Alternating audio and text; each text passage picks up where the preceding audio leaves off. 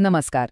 राज्याच्या अर्थसंकल्पात शेतकऱ्यांसाठी एक खूप खूप मोठी घोषणा झाली आहे. ती म्हणजे पुण्यश्लोक अहिल्यादेवी होळकर कर्जमाफी योजना. पण ही योजना नेमकी आहे तरी काय? याचा शेतकऱ्यांना फायदा कसा होणार आणि याचे नियम काय आहेत? चला तर मग आज आपण याचे सगळे बारकावे एकदम सोप्या भाषेत समजून घेऊया. शेतकरी कर्जमाफीची नवीन घोषणा?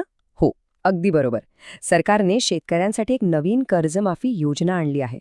पण मग प्रश्न येतो की ही नेहमीसारखीच योजना आहे की ह्यात काहीतरी वेगळं आहे? म्हणजे नक्की कोणाला फायदा होणार आणि तो कसा होणार? चला, याच सगळ्या प्रश्नांची उत्तरं आपण पुढे मिळवूया. ओके, तर आज आपण काय काय पाहणार आहोत? सगळ्यात आधी ही मोठी घोषणा काय आहे ते बघू. मग योजनेचं स्वरूप, त्याची पात्रता आणि फायदे, ती लागू कशी होणार हेही समजून घेऊ.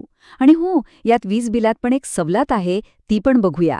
आणि शेवटी या सगळ्याचा नेमका अर्थ काय होतो तेही स्पष्ट करू.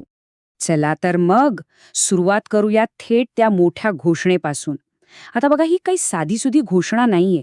ही थेट राज्याच्या अर्थसंकल्पात खुद्द मुख्यमंत्र्यांनी जाहीर केलेली एक खूप मोठी योजना आहे. आणि त्यामुळेच शेतकऱ्यांच्या अपेक्षा सुद्धा खूप वाढल्या आहेत, हे नक्की. तर या योजनेचं नाव आहे पुण्यश्लोक अहिल्यादेवी होळकर शेतकरी कर्जमाफी योजना. आता या नावातूनच एक गोष्ट स्पष्ट होते की सरकार या योजनेला किती गांभीर्याने घेत आहे आणि तिला किती महत्त्व देत आहे. ठीक आहे, नाव तर कळालं. पण आता येऊया सगळ्यात महत्त्वाच्या भागाकडे, म्हणजे योजनेच्या मूळ स्वरूपाकडे. ही योजना नक्की काम कशी करणार आहे आणि कर्जमाफी म्हणजे नेमकं काय होणार आहे शेतकऱ्यांसाठी? चला जरा खोलात जाऊन समजून घेऊया. तर बघा, अगदी सोप्या शब्दांत सांगायचं झालं तर ज्या शेतकऱ्यांचं पीक कर्ज थकीत आहे ते सरकार माफ करणार आहे. पण थांबा, यात एक लिमिट आहे, एक मर्यादा आहे. आणि ती मर्यादा आहे 2 लाख रुपयांची. ह्याचा सरळ सरळ अर्थ असा की जे शेतकरी पात्र ठरतील त्यांचं 2 लाखांपर्यंतचं पीक कर्ज पूर्णपणे माफ होणार आहे. हा, नक्कीच एक खूप मोठा दिलासा म्हणायला हवा. ओके, 2 लाखांपर्यंत कर्जमाफी आहे हे तर कळालं. पण मग या योजनेसाठी पात्र कोण कोण आहे? आणि फक्त कर्जमाफीच मिळणार आहे की अजूनही काही फायदे आहेत? हे डिटेल समजून घेणं खूप महत्त्वाचं आहे. चला तर तेच पाहूया आता. तर बघा, या योजनेसाठी पात्रतेची सगळ्यात मुख्य अट आहे 1 तारीख. ज्या शेतकऱ्यांचं पीक कर्ज 30 सप्टेंबर 2025 पर्यंत थकीत असेल, फक्त त्यांनाच या योजनेचा लाभ मिळणार आहे. त्यामुळे ही तारीख लक्षात ठेवणं खूप जास्त महत्त्वाचं आहे. आता ह्या योजनेतली एक खूप इंटरेस्टिंग आणि चांगली गोष्ट म्हणजे इथे फक्त ज्यांचं कर्ज थकलंय त्यांचाच विचार नाही केलाय, तर जे शेतकरी प्रामाणिकपणे वेळेवर कर्ज फेडतात त्यांचाही विचार केला गेलाय. म्हणजे बघा, जे थकीत कर्जदार आहेत त्यांना तर 2 लाखांपर्यंत कर्जमाफी मिळेलच, पण जे नियमित परतफेड करतात त्यांना प्रोत्साहन म्हणून एक खास अनुदान दिलं जाणार आहे. किती छान गोष्ट ही. आणि हे प्रोत्साहन अनुदान किती आहे माहितीये? तब्बल 50,000 रुपये. जे शेतकरी प्रामाणिकपणे कर्ज फेडतायत त्यांच्यासाठी ही केवळ एक आर्थिक मदत नाहीये, तर हा एक मोठा सन्मान आहे. त्यांच्या प्रामाणिकपणाची एक प्रकारे पावती आहे. यामुळे प्रामाणिकपणाला नक्कीच बळ मिळेल, नाही का? बरं, घोषणा तर खूप छान झाली, योजना पण चांगली वाटतेय. पण सगळ्यात मोठा प्रश्न, ही मदत शेतकऱ्यांपर्यंत पोहोचणार कशी? चला आता आपण सरकारच्या अंमलबजावणीच्या प्रक्रियेबद्दल जाणून घेऊ. कारण ह्याच प्रक्रियेवर अवलंबून आहे की ही मदत योग्य व्यक्तींपर्यंत पोहोचते की नाही.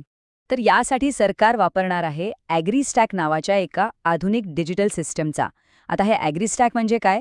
तर समजा ही एक प्रकारची डिजिटल डायरी आहे, जिथे प्रत्येक शेतकऱ्याची माहिती एका युनिक फार्मर आयडीद्वारे नोंदवलेली असेल.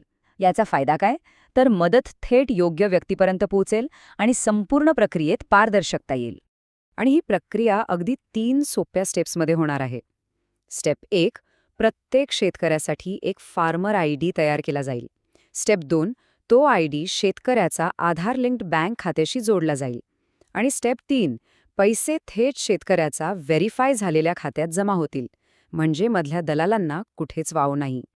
पण थांबा, गोष्ट इथेच संपत नाही आहे. अजून एक चांगली बातमी आहे. या कर्जमाफीसोबतच शेतकऱ्यांवरचा आणखी एक मोठा आर्थिक भार कमी करण्याचा निर्णय सरकारने घेतला आहे. चला पाहूया, हा दुसरा मोठा फायदा नेमका आहे तरी काय.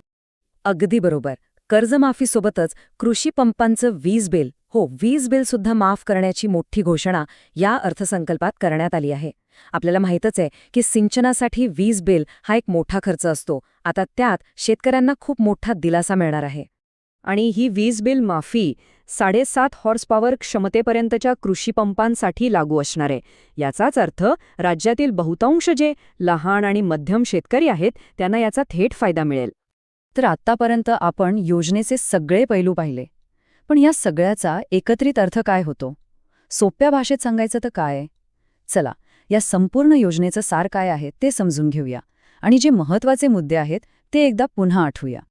तर थोडक्यात सांगायचं झालं तर यात 4 गोष्टी लक्षात ठेवण्यासारख्या आहेत. पहिली, थकीत कर्जदारांसाठी हा एक मोठा दिलासा आहे. दुसरी, जे नियमित कर्ज फेडतायत त्यांना बक्षीस मिळालंय. तिसरी गोष्ट म्हणजे तंत्रज्ञानाचा वापर करून पैसे थेट बँक खात्यात जाणार आहेत, म्हणजे पारदर्शकता. आणि चौथी, वीज बिलाची माफी म्हणजे हा एक बोनस फायदा आहे. आणि शेवटी एक सगळ्यात महत्त्वाचा प्रश्न उरतोच. ॲग्रीस्टॅक्ससारखी ही जी नवीन डिजिटल प्रणाली आहे ती खरंच ही मदत अगदी शेवटच्या आणि गरजू शेतकऱ्यांपर्यंत अचूकपणे पोहोचवू शकेल का? कारण शेवटी कोणत्याही योजनेचं खरं यश हे तिच्या कागदांवरच्या स्वरूपावर नाही तर तिच्या प्रभावी अंमलबजावणीवर अवलंबून असतं. यावर विचार करायला नक्कीच हवा.